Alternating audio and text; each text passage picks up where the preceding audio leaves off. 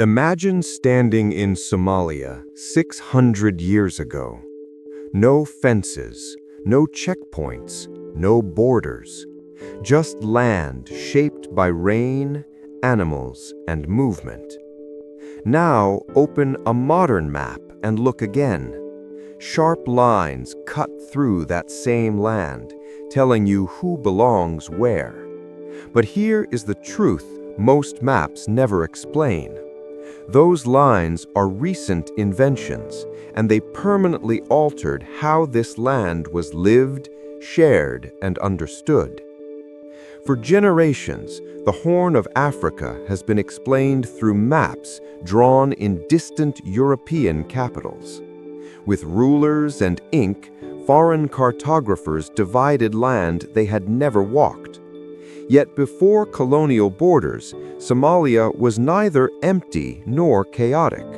It was organized through refined systems of ecology, law, and movement that matched the land itself. These systems did not need borders to function because they were designed for life, not control. To understand pre-colonial Somalia, the modern nation-state must be set aside. Identity was not defined by fixed territory enclosed by borders. It was defined through kinship, movement, and access to shared resources.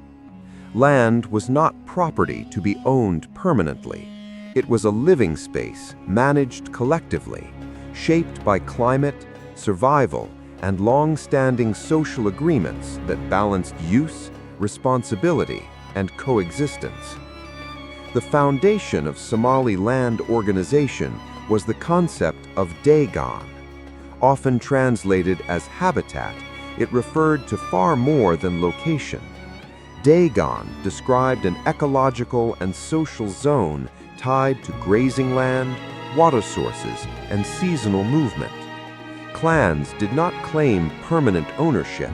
Instead, they held negotiated rights to resources, adjusted continually by rainfall patterns and mutual agreements developed across generations.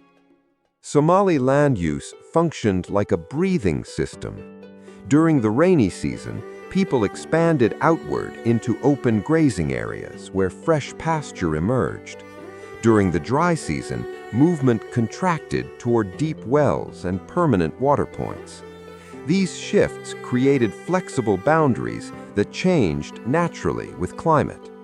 If drawn on a map, they would appear as pulses, not fixed lines, responding directly to survival and balance.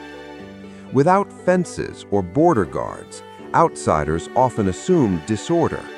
Yet Somali society functioned through Haire, a sophisticated customary law governing behavior, responsibility, and conflict.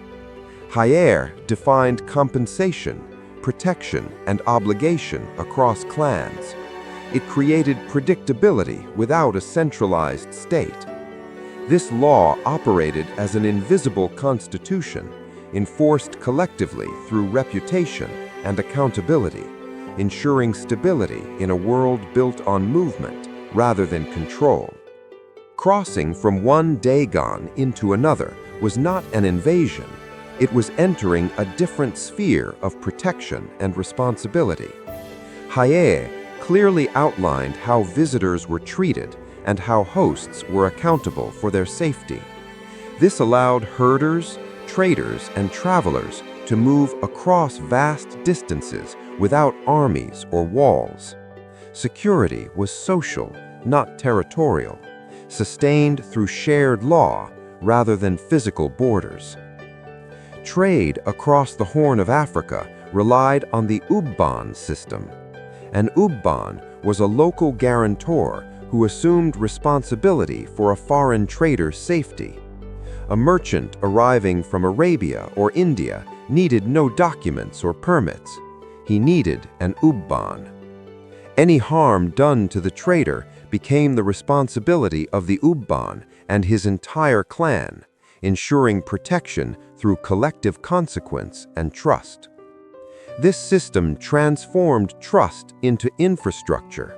Reputation replaced checkpoints. Accountability replaced prisons. As a result, traders moved safely across thousands of miles.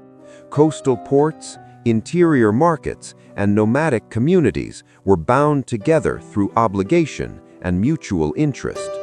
Long before modern states, the Horn of Africa functioned as a regulated economic zone where law lived inside social relationships rather than institutions. European maps prioritized borders and ownership. Somali mental maps prioritized routes. Power was understood through corridors linking ports to interior markets, wells to grazing lands, and clans to one another. Control did not mean occupying every stretch of land. It meant managing access points that allowed people, goods, and information to flow efficiently. Movement was the organizing principle, not enclosure. Somali sultanates thrived by controlling strategic nodes rather than empty territory.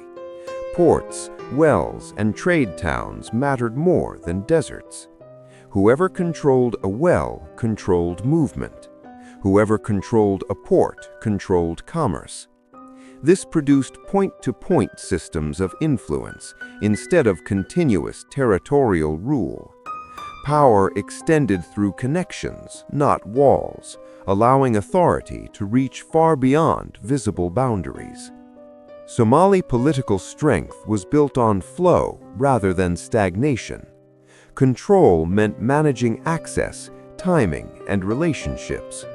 Sultanates such as Warsangali endured for centuries because they mastered trade routes and seasonal movement, not fortifications.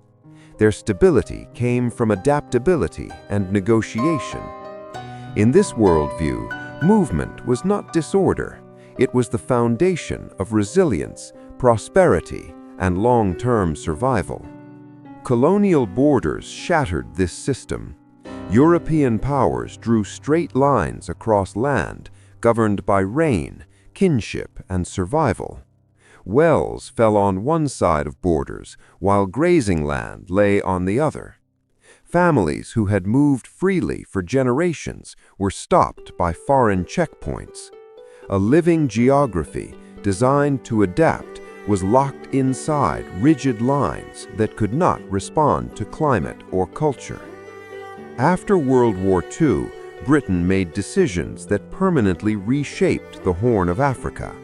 Despite earlier protection treaties with Somali clans, Britain transferred the Haud and Ogaden to Ethiopia in 1948 and 1954.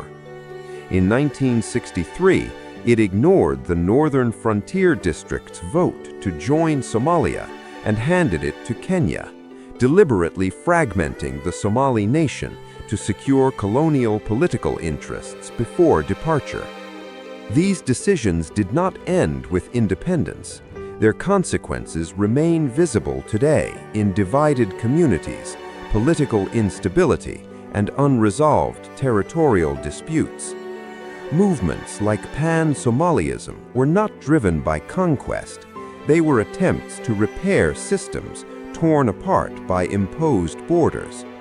Colonial lines did not bring order. They dismantled an existing one that had governed Somali life for centuries. Before borders, Somalis governed land through movement, law, and trust. While much of the world focused on walls and ownership, Somali society mastered negotiation and flow. The history of the Horn of Africa is not a story of chaos awaiting order.